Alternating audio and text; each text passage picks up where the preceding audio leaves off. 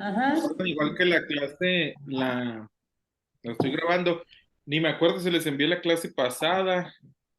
Sí, nos dejó tarea. Sí, pero se las envié la grabación. Sí, que la compartí bien. Muy bien. Entonces vamos a iniciar, hermanas, en esta tarde, ¿verdad? El día de hoy seguimos con las figuras literarias. Son muchas, les digo, son muchas figuras literarias. Estas son las que corresponden a este día. Fábulas, adivinanzas, enigmas y proverbios. Fábulas, adivinanzas, enigmas y proverbios.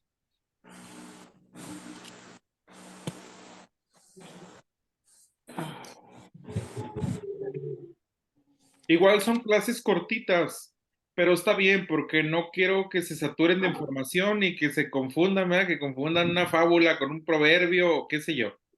Entonces, Sí, la de intención acuerdo. es que tengan bien claro la diferencia entre una fábula, una adivinanza, un enigma y un proverbio en la Biblia, ¿verdad? No estamos hablando de otros libros, no estamos hablando de la literatura española, sino estamos hablando de la Biblia. Fábulas, adivinanzas, enigmas y proverbios en la Biblia.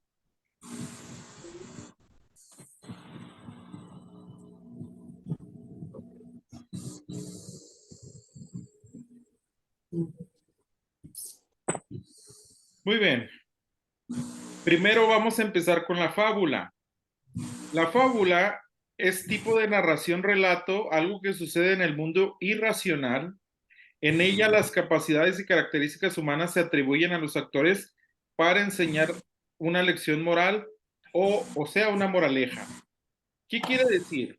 Quiere decir que una fábula, hermanas, va a ser una historia donde los personajes son árboles, frutas, animales o seres vivos o irracionales, ¿verdad? O seres no vivos, una piedra, una montaña, etcétera, pero que le atribuimos eh, características humanas. Quiere decir que puede ser un conejo que habla, puede ser un árbol que habla. ¿Por qué? Porque es una fábula, no es algo verdadero, no es algo literal.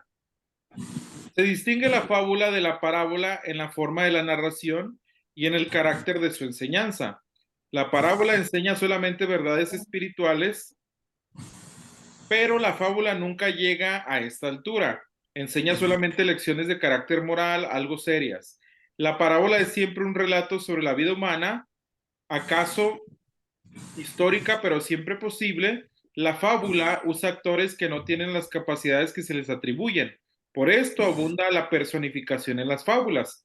¿Qué quiere decir? Que vamos a encontrar no muchas fábulas en la Biblia, de hecho solamente son dos, pero estas dos fábulas van a hablar de o van a narrar una historia de árboles que hablan y platicaron entre sí. Yo les pregunto, hermanas, ¿los árboles hablan? No. Entonces, ¿qué quiere decir? Es una fábula, ¿verdad? Es una historia ficticia. La fábula es mucho más común en la literatura secular que en las escrituras. Las de Esopo y las de Fontaine son las mejores, las mejor conocidas. En la literatura para niños hay muchas historias de plantas, animales y objetos del mundo natural dotados de capacidades humanas, pero pueden o no enseñar algo, alguna moraleja. En la Biblia hay muy pocas narraciones de este tipo, quizás solamente dos pueden identificarse como fábulas. Y aquí encontramos una imagen, ¿verdad? ¿Qué es una fábula? La fábula es un relato breve escrito en prosa o verso donde los protagonistas son animales que hablan. También pueden ser árboles, frutas, montañas, el mar, la luna, objetos que no son seres vivos, pero que les atribuimos características humanas como el poder hablar, el ser una persona. ¿Por qué? Porque es una fábula, es una historia. Las fábulas se crean con la finalidad de educar a través de su moraleja. Por lo tanto, tienen una finalidad didáctica. La moraleja aparece al final, al principio, o no aparece porque se encuentra en el mismo contenido de la historia. Es decir, ¿Cuál es una de las características de la fábula? Que va a tener una moraleja. ¿Qué es una moraleja, hermanas? ¿Es como un aprendizaje? Exactamente. Sí. Sí, es un aprendizaje a través de esa historia, ¿verdad? Entonces, les pueden contar una historia, una fábula y al final decir, moraleja, siempre que hagas esto, bla, bla, bla, y hay una enseñanza, ¿verdad? Entonces, esa es la distinción. En la Sí. Biblia hay solo 2 fábulas. En la Biblia hay muy pocas narraciones de este tipo, quizás solamente 2 se puedan identificar como fábulas. Una de ellas se encuentra en Jueces, capítulo 9, 7 al 20, especialmente Jueces 8 al 15. En este relato, Jotán dice que los árboles buscaban un rey para gobernarlos. Por fin eligieron a un espino que se puso condiciones intolerables para sus súbditos. La razón por que Jotán relató este cuento o esta fábula era para poner en evidencia la estupidez del pueblo al escoger a Abimelech como rey. Me parece muy fuerte esa palabra, pero así lo hace el libro, hermano. Indicó también cuál sería el resultado malo de su elección. El hecho de que Dios envió un espíritu malo entre Abimelech y los hombres de Siquem no indica que la fábula tenía en sí un valor profético. Bien que algunos así lo han entendido, sin embargo, Dios trató al pueblo justamente de acuerdo con la fábula de Jotán. El cuento contenía una moraleja que Dios ratificó sin afectar el carácter de la fábula. Cuando los árboles eligieron rey. Esto es una de las pocas fábulas que vamos a encontrar en la Biblia.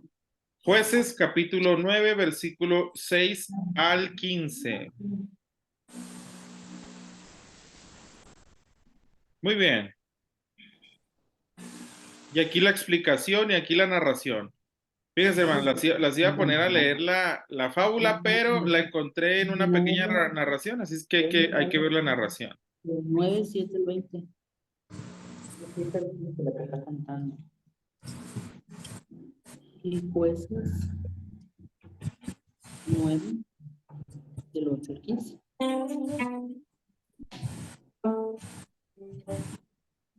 Fueron una vez los árboles a elegir rey sobre sí y dijeron al olivo, reina sobre nosotros. Mas el olivo respondió, ¿he de dejar mi aceite con el cual en mí se honra a Dios y a los hombres para ir a ser grande sobre los árboles? Y dijeron los árboles a la higuera, anda tú, reina sobre nosotros. Y respondió la higuera, ¿he de dejar mi dulzura y mi buen fruto para ir a ser grande sobre los árboles? Dijeron luego los árboles a la vid, pues ven tú, reina sobre nosotros. Y la vid les respondió, ¿he de dejar mi mosto que alegra a Dios y a los hombres para ir a ser grande sobre los árboles?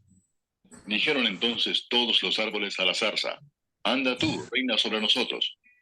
Y la zarza respondió a los árboles, si en verdad me elegís por rey sobre vosotros, venid, abrigaos bajo de mi sombra, y si no, salga fuego de la zarza y devore a los cedros del Líbano.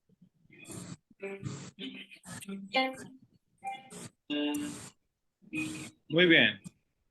Esta es la fábula de cuando los árboles eligieron rey. Entonces, probablemente no se les va a olvidar, hermanas, porque solamente son 2, ¿verdad? En la Biblia.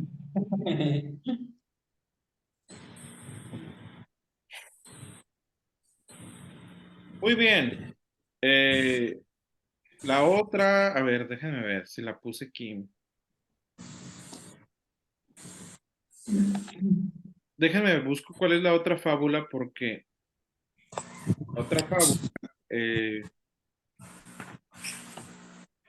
A ver, déjenme, es mi minuto, hermanas.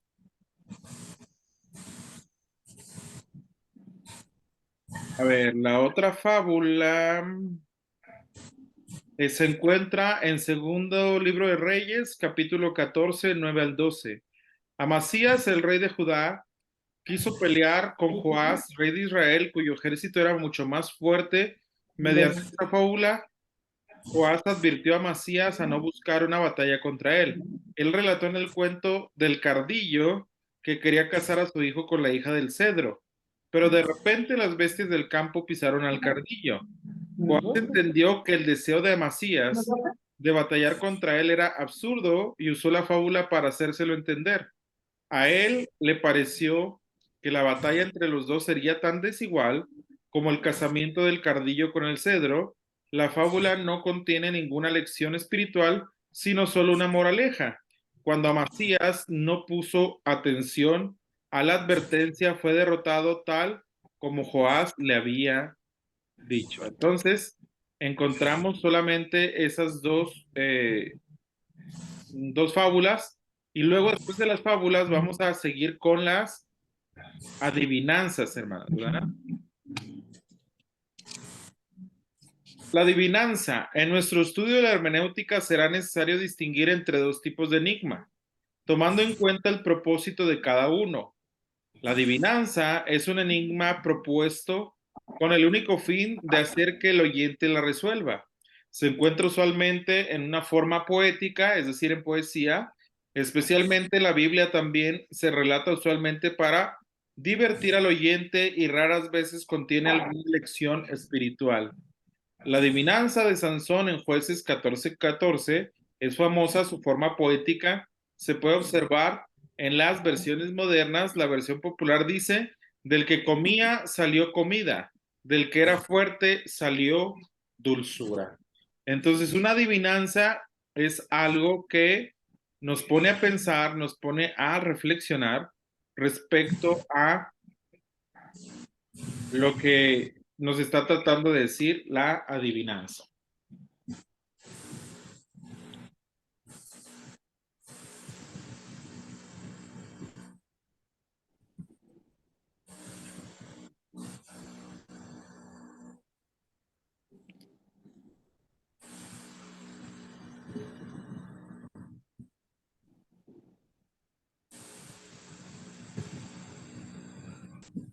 Muy bien. Sansón y la adivinanza. La poesía consiste en el uso del paralelismo, fenómeno que estudiaremos en el capítulo 19 sobre la poesía hebrea. Nótese que el texto de la versión revisada llama a esta adivinanza, con el nombre de enigma. Los traductores no tomaron en cuenta la diferencia entre los dos tipos de enigma que queremos señalar aquí, pero la versión popular lo llama correctamente adivinanza. El contexto indica que Sansón elaboró su adivinanza para divertir a sus invitados durante los días de la festividad matrimonial. No tenía ninguna lección espiritual en mente. Los que quieren interpretarla como alegoría que se refiere a Cristo, como si fuera una profecía, se equivocan. La única solución a la adivinanza fue el león y el panal de miel dentro de su cuerpo. La razón por qué se encuentra en la Biblia es para mostrar cómo Dios encontró una ocasión por medio de ella para castigar a los filisteos. No hay necesidad de buscar ninguna lección espiritual. ¿Cuál era la adivinanza? Aquí está, hermanos. Dice, ¿dónde está? Aquí está. Del que comía salió comida y del que era fuerte salió dulzura. ¿Por qué dice esto Sansón? Porque la adivinanza se trata de que él en el camino, él en lo que anduvo andando, valga la redundancia, se encontró con un león y el león estaba muerto y dentro del león estaba un panal de abejas. Entonces, a eso se refería, ¿verdad? Al que comía, del que comía salió comida y del fuerte salió dulzura. Y él se refería a el león, ¿verdad? Que se había encontrado en el camino, que tenía miel dentro de su cuerpo. Entonces, esta fue la imagen que encontré, se parecía un poquito más a la idea bíblica. Fíjese que ahorita analizando, pastor, nunca lo había reflexionado cómo podía, ahorita pues como lo estoy viendo, Ajá. cómo es que un panal dentro de, de león. Que ¿Qué, hermana? Es que el último se cortó. me llama la atención cómo había dentro del cuerpo, o más bien, yo creo que tal vez a un lado, no sé, ¿verdad? Sí. La miel. Sí, exactamente. O sea, fue algo raro. No es algo que pasa comúnmente, pero le pareció muy interesante a Sansón y de ahí sacó la adivinanza, ¿verdad? Entonces, ¿es una fábula? No, es una adivinanza, ¿verdad? Sí. Adivina, adivinador, decimos aquí en México, ¿verdad? ¿Qué tiene el rey en la panza? Abejas. El ombligo, hermanas. No, las abejas, hermano. Lo que Las va abe- saliendo del estómago del león. La miel, Ramón. exactamente. Entonces, una fábula tiene una moraleja. Una adivinanza es nada más para divertir, para ayudarnos a reflexionar, ¿verdad? Entonces, a lo mejor usted se sabe alguna adivinanza, ¿verdad? Y es una forma de hacer una reflexión, de memorizar, de divertirnos. Por ejemplo, había una adivinanza que decía, déjame a ver si me acuerdo, decía algo así como, eh,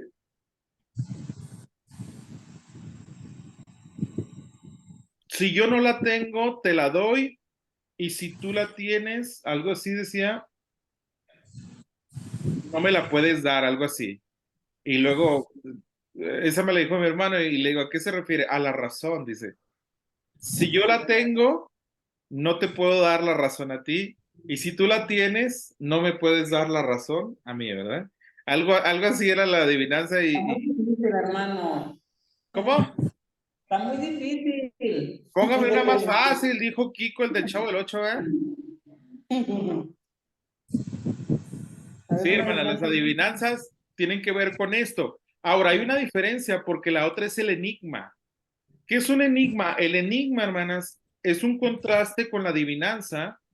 El enigma es una verdad propuesta en lenguaje oscuro con el fin inmediato de ocultar esa verdad, pero para despertar más tarde la mente para meditar en su significado. Del enigma, hermanas, no hay una respuesta. Esa es la característica principal. Del enigma no tenemos respuesta.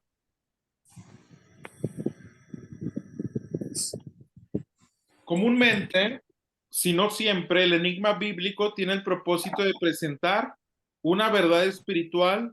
Nunca se habla con el fin de divertir a sus oyentes. Por esta razón, será conveniente tener presente la diferencia entre el enigma y la adivinanza. Aunque la Biblia no siempre distingue entre las dos, usando una palabra especial para cada uno, la palabra hebrea es shidah, que significa un dicho oscuro, una cuestión difícil, un proverbio y una adivinanza, según Números 12:8. hermano, entonces el enigma no tiene respuesta, No, el enigma no tiene respuesta. La pero es como palabra una griega, adivinanza. perdón, Pero es como una adivinanza. es como una adivinanza, pero a diferencia de la adivinanza, que sí tiene respuesta, el enigma no tiene respuesta, hermano. Ok. Por Muy eso se le bien. llama como enigma, ¿verdad? La palabra griega que la traduce es paroimia, un dicho hábil o pretencioso, un proverbio o un refrán figurado, según Juan 16:25 y Juan 16:29 y Lucas 22:36. Antes mencionado como dicho parabólico, contiene dos enigmas. Y les dijo pues ahora, el que tiene bolsa, tómela y también la alforja, y el que tiene espada, venda su capa y compre una. Esta es una de los enigmas que el Señor Jesús declaró, pero no tiene una respuesta, hermano. No, hasta la fecha, por eso es un enigma. Es quizás solamente el Señor sabe qué significa, pero no hay una respuesta.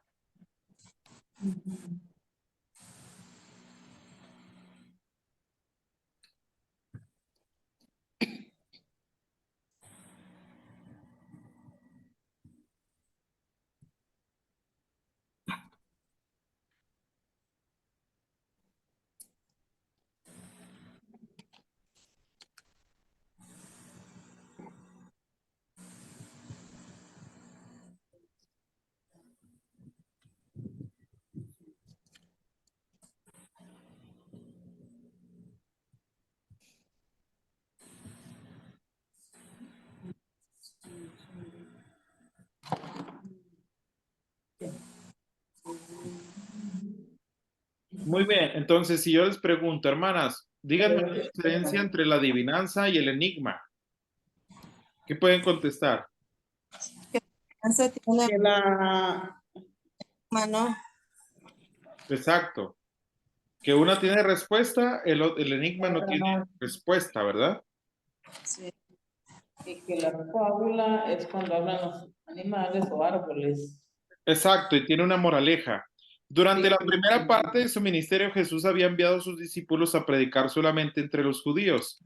Podrían esperar que la gente les diera comida y hospedaje en vista de que eran mensajeros del reino de Dios. En tal caso, no tenían que preocuparse por pagar sus gastos, pero ahora debían llevar tanto una bolsa de dinero como su alforja de provisiones. Iban a predicar entre gente enemiga del evangelio, aunque por el momento esta verdad tenía que ser oculta para para que no la entendieran en ese momento. Jesús se la dijo usando lenguaje enigmático. También les dijo que los que no tenían espada, que vendieran su capa para comprarse una. Pero, ¿por qué comprar una espada, ya que el mensaje del evangelio era de paz y no de violencia? ¿Y por qué vender una parte necesaria de su ropa para comprarla? Aunque sabemos que no hemos de usar la fuerza para predicar el evangelio, entendemos que los creyentes tienen que enfrentar situaciones peligrosas y gente mala.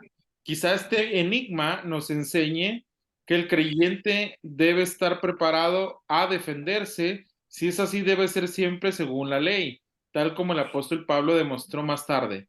Aún así, el enigma no pierde todo su misterio. A pesar de esta resolución posible, otro enigma se encuentra en Juan capítulo 6, versículo 51. Yo soy el pan vivo que descendió del cielo. Si alguno comiere de este pan, vivirá para siempre. Y el pan que yo daré es mi carne, la cual yo daré por la vida del mundo. Si ahora entendemos que el Señor dio su vida en la cruz para salvarnos y que comemos de Él espiritualmente por medio de la fe, estas eran verdades poco o nada comprendidas cuando Jesús las dijo. Sin duda alguna, el Señor se expresó de esta manera para despertar la mente de sus discípulos y hacer que procuraran entender sus palabras. Como vemos en el versículo 52, los judíos no las entendieron de ninguna manera, pero es claro que Juan, el autor del Evangelio, sí las entendió cuando las incluyó para los lectores. En Juan 21, 18 y 19 hay otro enigma. El estudiante no debe tener ninguna dificultad con él porque su verdad principal se nos explica en el versículo 19. Y quiero que vayan, hermanas, a Juan 21, 18 y 19. ¿Qué dice? Juan 21, 18 y 19. ¿A tú le das la mano? Juan 21, 18 y 19.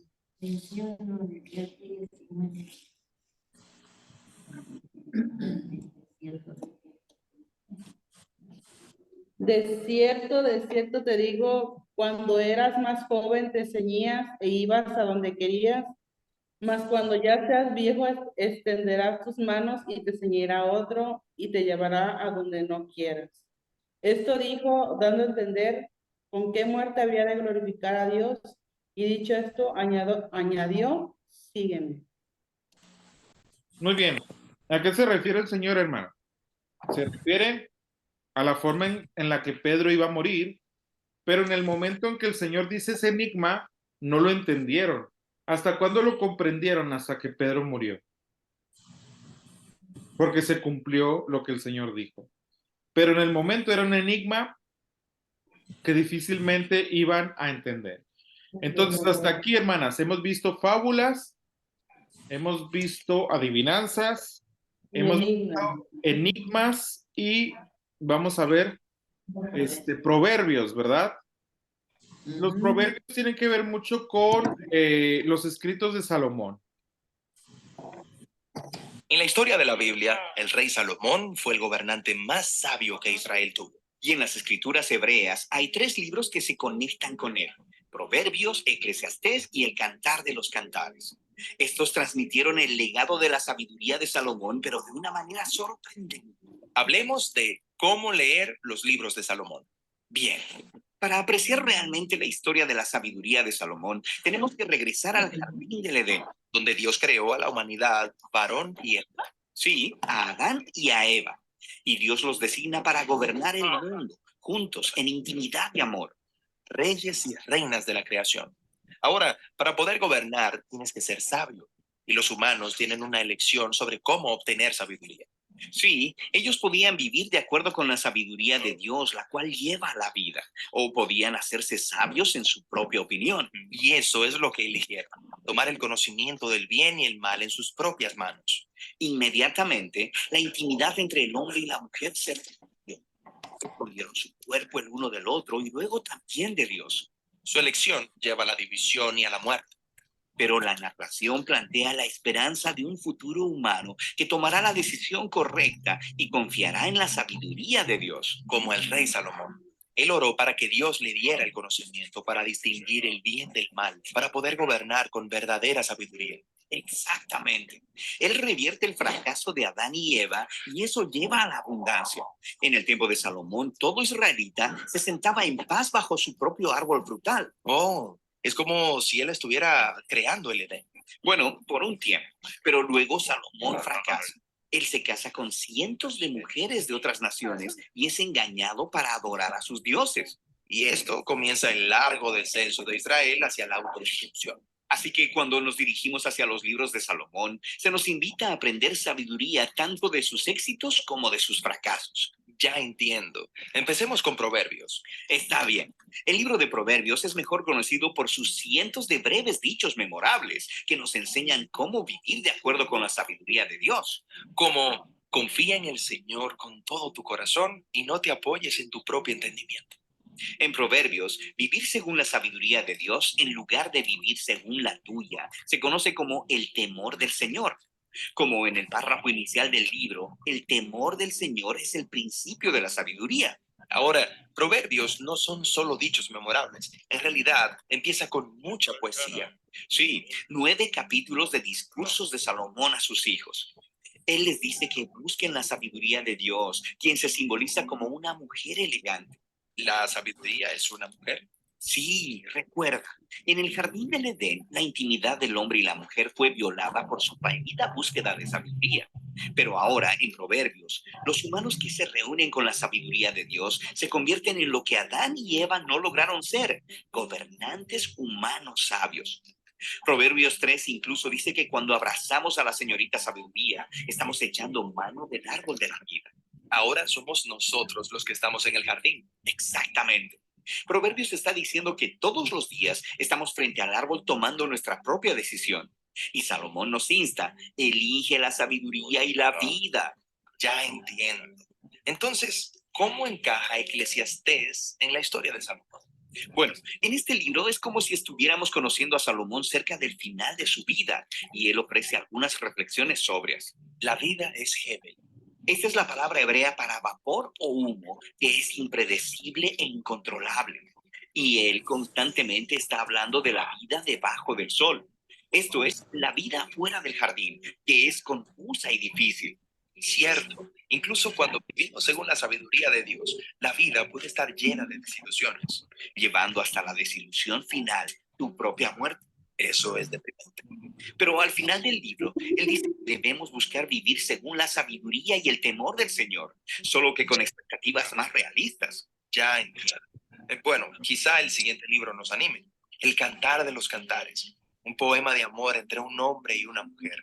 Hará que te sonrojes. Sí, en su significado más básico, este libro es poesía romántica hebrea subida de tono. Pero recuerda, en Proverbios, la búsqueda de sabiduría de la humanidad fue representada con el simbolismo de un hombre persiguiendo a una mujer en un jardín. Pero en esta canción es la mujer que está buscando y anhelando a su amado. Sí, es una imagen poética de la señora sabiduría buscándonos para que podamos tener vida. De hecho, la canción termina con un poema acerca de cómo el amor de la señora es más poderoso que la misma muerte. Así que la canción funciona en 2 niveles. Está celebrando el deseo de intimidad de los humanos y está diciendo que ese deseo apunta al propósito final de la humanidad, estar unidos a Dios y a su sabiduría. Así podemos gobernar, unidos el uno al otro. Exactamente. Esta es la razón por la que la canción termina con el hombre y la mujer unidos en amor bajo un árbol frutal.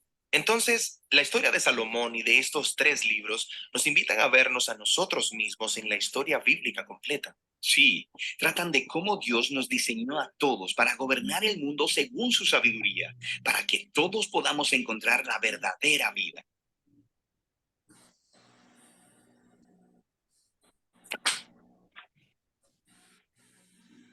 Muy bien, y ya pasaríamos En la a historia de la Biblia, los proverbios, ¿verdad? ¿Qué es un Sí. proverbio? Un proverbio es un refrán o dicho común que es verdad en sí, pero que expresa una regla general en forma concreta. Se usa el proverbio para señalar una situación parecida a la que se expresa en el proverbio.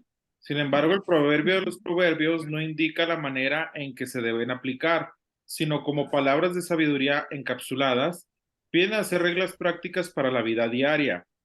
Pero los proverbios no siempre se aplican tan fácilmente como pudiéramos creer. Charles Gord nos advierte que el proverbio jamás podrá adaptarse como regla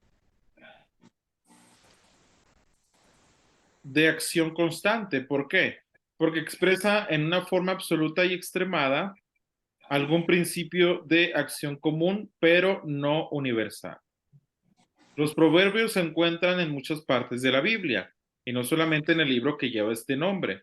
Eran usados en el habla común, como en nuestros tiempos. Mateo 15:26 es un caso que apoya este punto, respondiendo a la mujer cananea que pidió a Jesús que sanara a su hija, dijo lo siguiente, hay 3 libros y aquí es el proverbio que el Señor indica, pero ahorita pasamos a ese punto. Vamos a ver los proverbios en sí en la Biblia, hermanos. Hay 3 libros en la Biblia que han sido llamados libros de sabiduría: Proverbios, Eclesiastés y Job. Todos estos libros tratan con las mismas preguntas. ¿En qué clase de mundo vivimos? ¿Y cómo luce vivir bien en este mundo? O sea que hablan de cómo vivir bien. Sí, cada uno de estos libros trata con estas preguntas desde una perspectiva única. Y es importante que los entendamos para tener una perspectiva bíblica de la buena vida. Como un experimento mental, te podrías imaginar a cada uno de estos libros como una persona. Proverbios sería una maestra joven y brillante, y Eclesiastés sería el crítico agudo de mediana edad, y Job sería el desgastado hombre viejo que ya ha visto de todo en su vida. Empecemos conociendo el libro de Proverbios, la brillante y joven maestra. Ella no solo es inteligente, ella sabe de todo, de trabajo, relaciones, sexo, espiritualidad. Ella tiene una perspicacia increíble. Ve cosas que no pudieras ver por ti mismo. Sería la amiga perfecta para tener cerca cuando necesitas un consejo muy específico. ¿Qué la hace tan inteligente? Proverbios puede ver las cosas que la mayoría de la gente no puede ver. Ella cree que hay una fuerza creativa invisible en el universo que puede guiar a las personas en cómo deben vivir. No puedes verla, igual que no puedes ver a la gravedad, pero afecta todo lo que hacemos. ¿Qué es esta fuerza? En hebreo se pronuncia Hokmah y usualmente se traduce al español como sabiduría. Es un atributo de Dios que Dios usó para crear al mundo, y Hokmah ha sido entretejida en la tela de las cosas y de cómo funcionan. En donde sea que las personas estén tomando decisiones buenas, justas o sabias, están usando la Hokmah. En donde sea que alguien esté tomando una mala decisión, está trabajando en contra de Hokmah. Cierto, o como dice Proverbios capítulo 1, la complacencia de los necios los destruirá, pero el que escucha sabiduría vivirá seguro. Es como una ley moral del universo. Sí, es un patrón de causa y efecto y nadie puede escapar de él. Proverbios personifica todo esto como una mujer, la señora sabiduría. Ella anda por la tierra llamando, haciéndose disponible para cualquiera que desee escucharla y aprender.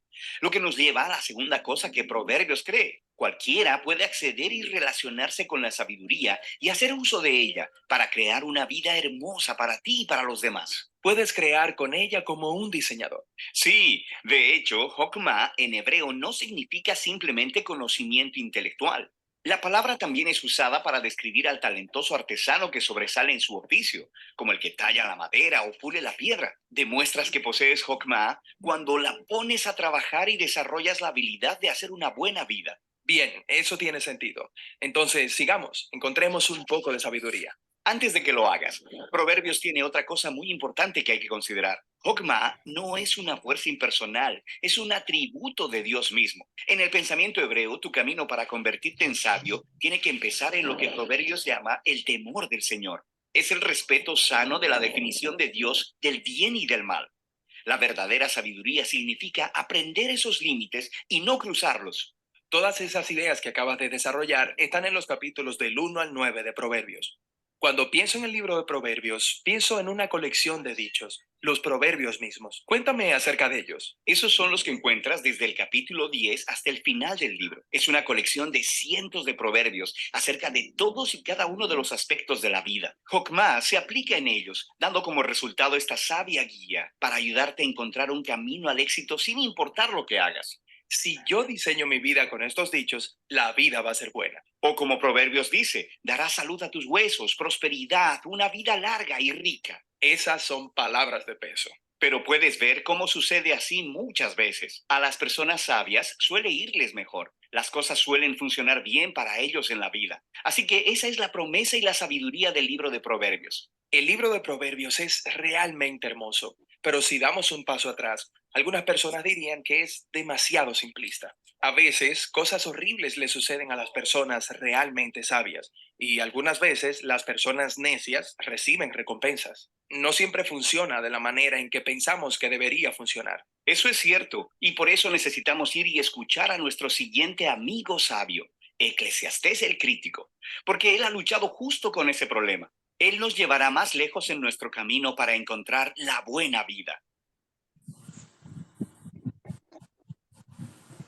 Muy bien, hermanas. Entonces, los proverbios vienen a equivaler en nuestra cultura mexicana como los dichos. ¿Usted se sabe algún dicho? Por ejemplo, al que madruga tiene sueño todo el día, ¿verdad? ¿Cuántos dicen amén? Al que madruga Dios lo ayuda. El que no duerme tiene sueño todo el día. Exacto, ¿verdad? Y luego dice, más vale pájaro en mano que cientos volando. ¿Qué significa este dicho? Más vale pájaro en mano que cientos volando. Más vale que tengas algo seguro que muchas opciones. Exactamente, más vale algo seguro que muchas opciones. ¿Qué otro refrán o Camarón que se duerme se lo lleva la corriente. exactamente, ¿verdad? Es que estar abusada. Alumno que se duerme lo reprueba el profesor, ¿verdad, hermano? Porque, pues, Ay, no. Ahí va otro, hermano. oiga, a ver, Alumno que no hace nada, deposita por el examen. al alumno que no hace nada le paso mi número de cuenta, ¿verdad? Dios mediante. Oiga, hermano, ¿sabe cuál es el problema ahí con ustedes en el salón? Que allá afuera, ahí en Melaque hace mucho calor, pero en el salón el aire acondicionado, hermanos, es una trampa, hermanos. Es una trampa, ¿por qué? Porque se pone muy agradable y le da uno sueño. Entonces, yo he estado ahí, hermanas, no se preocupen, guarden su testimonio, ¿verdad? De repente se acomodan muy a gusto y yo digo, las hermanas están orando por mí, para que Dios me bendiga, ¿verdad? Para que Dios me ayude y nada, que están roncando, ¿verdad? Miren, el proverbio viene a ser algo así como el dicho mexicano, ¿verdad? El principio de la sabiduría es el temor a Jehová. ¿Significa que le vamos a tener miedo a Dios? No. Significa que le vamos a tener un temor reverente, le vamos a tener respeto, le vamos a tener reverencia, ¿verdad? Entonces, los proverbios, hermanas, tiene que ver con esto. Y hay un libro completamente de proverbios que escribió el rey Salomón. El libro de Proverbios. La palabra proverbio típicamente se refiere a un dicho corto e ingenioso que ofrece algún tipo de sabiduría. Y este libro contiene muchos de ellos, pero casi todos están en la sección central del libro, en los capítulos del 10 al 29. Pero hay muchas más cosas sucediendo en el libro de Proverbios, especialmente al principio, en los capítulos del 1 al 9, y en la conclusión, los capítulos 30 y 31. El libro ha sido diseñado con una introducción, el capítulo 1, versículos 1 al 9. Y lo primero es que enlaza este libro con el rey Salomón. Ahora, Recuerda la historia de Primera de Reyes, capítulo 3. Salomón había pedido sabiduría a Dios para guiar bien a Israel. Así que Salomón llegó a ser conocido como el hombre más sabio del mundo antiguo. Y se nos dice en Primera de Reyes, capítulo 4, que él escribió miles de proverbios y poemas y que recolectó conocimientos sobre plantas y animales. De manera que Salomón era como la fuente de la literatura de sabiduría de Israel. Así que, aunque no todo el material de este libro fue escrito por él personalmente, él es donde se inició la tradición de sabiduría de Israel. La introducción dice que al leer este libro, tú también puedes obtener sabiduría. Ahora, para la mayoría de nosotros, sabiduría significa conocimiento, pero la palabra hebrea hokmah significa mucho más que actividad mental. También se refiere a la acción. Así que piensa en los conceptos de habilidad o de conocimiento aplicado. Esta es la razón por la que en el libro de Éxodo, en el capítulo 31, se decía que en Israel eran los artistas y artesanos los que tenían hokmah. Así que el propósito de este libro es ayudarte a desarrollar una serie de habilidades prácticas para vivir bien en el mundo de Dios. Y esto se enlaza con otra idea clave de la introducción, el temor del Señor. Ahora, el temor aquí no quiere decir terror, quiere decir un sano sentido de reverencia y asombro por Dios y por mi lugar en el universo. Es una mentalidad moral que reconoce que no soy Dios y que no puedo definir por mí mismo el bien y el mal, o lo correcto y lo incorrecto. Más bien, necesito humillarme delante de Dios y adoptar la definición de Dios del bien y el mal, incluso cuando sea inconveniente para mí. Ahora, esta introducción nos lleva a la primera sección principal del libro, los capítulos del 1 al 9, los que tampoco contienen proverbios cortos de solo una línea. Más bien, lo que encontramos aquí son 10 discursos de padre a hijo sobre cómo el hijo debería escuchar la sabiduría y cultivar el temor del Señor y vivir de acuerdo a este temor, lo que significa una vida de virtud, integridad y generosidad que conduce al éxito y a la paz. El padre también le advierte a su hijo sobre las decisiones insensatas, malvadas y estúpidas que engendrarán egoísmo y orgullo, llevándolo a la ruina y a la vergüenza. De manera que el hijo debería hacer de la búsqueda de la sabiduría y del temor del Señor la meta principal de su vida. Y esta manera de pensar constituye la lógica moral de todo este libro. Ahora, estos discursos del padre también nos dan una pista sobre lo que es la literatura bíblica de sabiduría y cómo se diferencia de otras partes de la Biblia. Estos libros exploran cómo vivir bien en el mundo de Dios, pero la sabiduría no es lo mismo que la ley que Moisés entregó a Israel en el monte Sinaí. Y no es lo mismo que la profecía, que es el discurso divino de Dios a su pueblo. Más bien, la literatura de sabiduría contiene el entendimiento del pueblo de Dios, acumulado por generaciones, sobre cómo vivir de manera que honre a Dios y a los demás. Entonces, a través del libro de Proverbios, estas palabras humanas sobre la sabiduría se han reunido como palabra y sabiduría de Dios para su pueblo, lo cual se conecta con la otra cosa que encuentras en los capítulos del 1 al 9. Hay 4 poemas de la señora Sabiduría. Aquí la sabiduría ha sido poéticamente personificada como una mujer que llama a la humanidad a prestarle atención y a buscarla. La sabiduría dice que está entretejida en el tejido del universo. Así que, donde sea que veas a personas tomando decisiones sabias, ellos están utilizándola. Así que cuando ves a alguien siendo generoso, sexualmente íntegro o defendiendo la justicia, están apoyándose en la sabiduría. Estos poemas de la señora Sabiduría son una manera creativa y poética de exponer la idea de que vivimos en el universo moral de Dios y que la bondad y la justicia son realidades objetivas que ignoramos a nuestro propio riesgo. Así que temer al Señor viviendo sabiamente es vivir conforme a la naturaleza del universo. Ahora, unidos, estos 2 grupos de discursos, del padre y de la señora Sabiduría, hacen una poderosa declaración acerca de este libro, que no está simplemente leyendo buenos consejos, leyendo la mismísima invitación de Dios a aprender sabiduría proveniente de las anteriores generaciones. Así que en la siguiente sección del libro, los capítulos del 10 al 29, encontramos cientos de proverbios antiguos, y ellos aplican la sabiduría y el temor del Señor a cada tema de la vida que pudieras imaginar. Familia, trabajo, vecindario, amistad, sexo, matrimonio, dinero, ira, perdón, alcohol, deudas y todo lo demás. y están filtrados a través del sistema de valores de Proverbios del 1 al 9.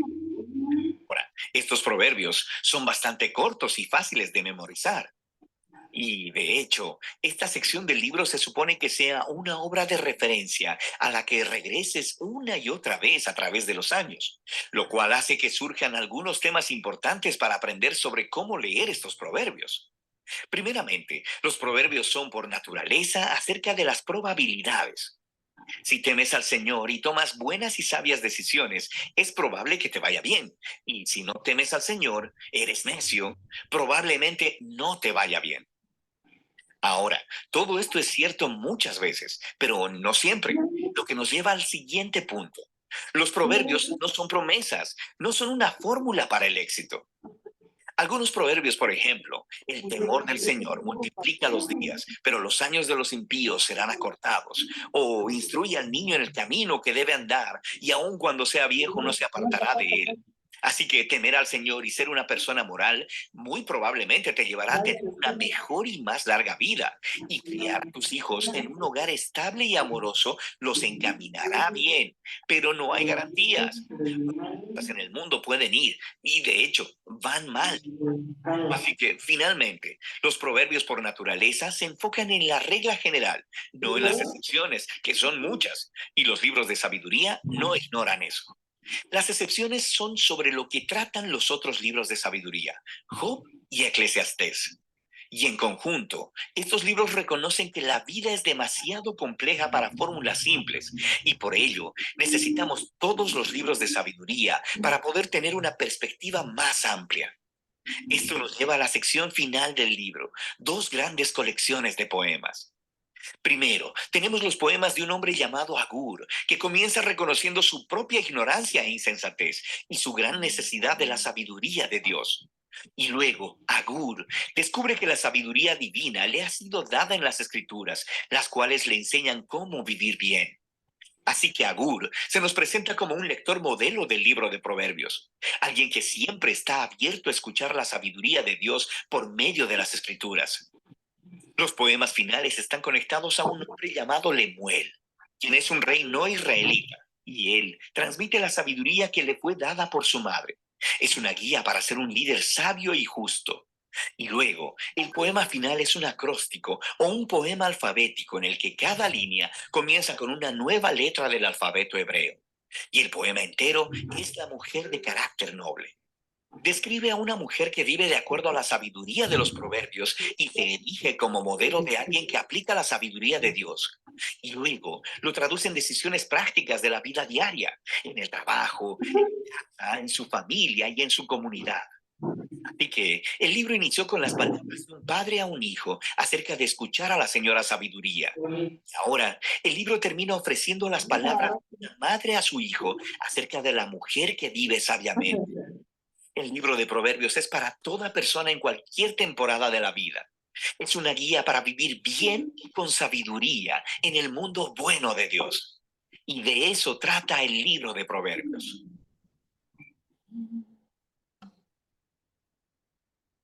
Muy bien. Entonces ya vimos fábulas,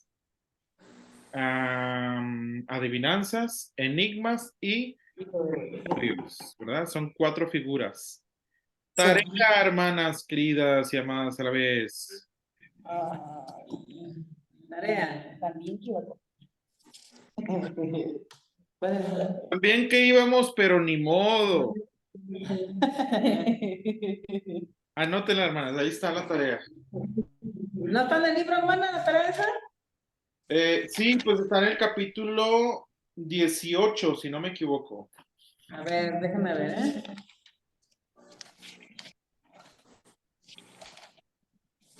Capítulo 18, 2. Ay, estoy una rota.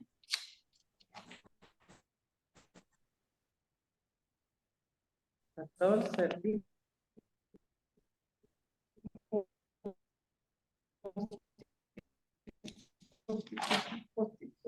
Ay, ya vamos muy avanzados, hermano.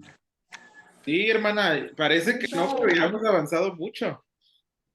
Sí, ¿verdad? Sí, que dicen ustedes, no, el hermano graba las clases, no nos vemos. Voy a tener que estudiarlo todo, hermano, todo lo voy a estudiar. Sí, de fábulas, adivinanzas, enigmas y proverbios. ¿Qué es el capítulo 18, verdad? ¿Verdad que sí? Sí, Muy sí. bien. Entonces, ¿el último es la tarea? Sí, ahí, de hecho ahí viene en el libro, hermana, para el estudiante. Y Sí, bien, aquí lo tengo. sí, muy bien. Muchas gracias, hermano. ¿Qué dice? No como otras hermanas que no sacan su libro, no sé si lo tienen ahí.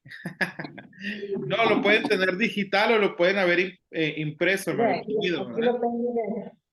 Muy bien. Madre, ella dice que Es que te lastima menos la vista, hermana. Fíjese que yo esta semana he estado muy cansado porque he dado muchas clases en línea y sí cansa la vista la computadora. no, yo tengo mi libro, hermano. A la hermana Delia también. Muy bien, hermanas. Entonces no sé si tienen dudas, preguntas, comentarios hasta aquí. No, hermano, está muy bien. Hasta ahorita no. Muy bien, entonces nos vemos la próxima semana, hermanas. Les digo, estas lecciones están un poquito más cortas, pero si se fijan es mucha información de todas maneras.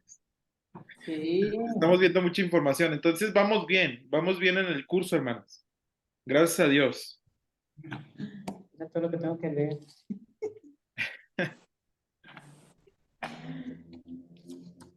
Muy bien, entonces, si no hay más, nos vemos la próxima semana, si Dios quiere. Aquí tomo una foto, hermana. Sí, por ahí, bueno, voy a esperar. Usted me dice, hermana. Cuando termine de anotarlo, me dice y cerramos la sesión. Sí, es ella.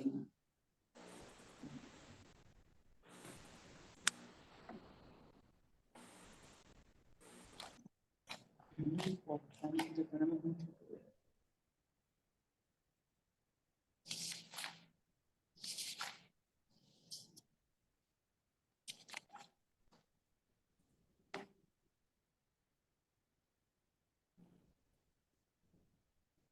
Estamos a 11.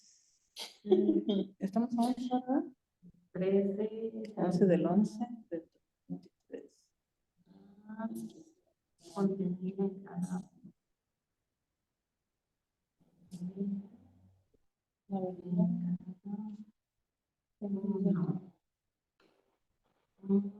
¿Qué es? Ah, no. Primera de Samuel, ¿no? ¿Qué no? Sí, me muy bien. Ya recordamos el 2. Y primera de Salmo, Samuel. Samuel. Ah, no, Samuel. Voy primero de Salmo, hermano. ¿Y el segundo Isaías? No sé. Igual, primera de Samuel. No, el tercero. 24. 24, 3. Isaías 37:3. Y Ezequiel Ezequiel. y Lucas. Y Luke.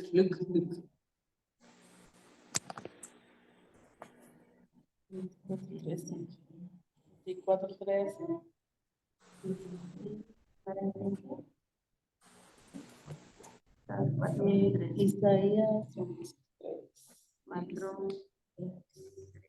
Isaías 33, Ezequiel.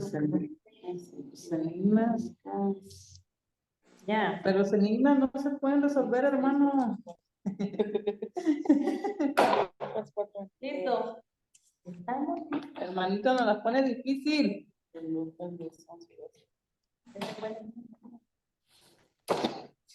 pueden tener la verdad internet.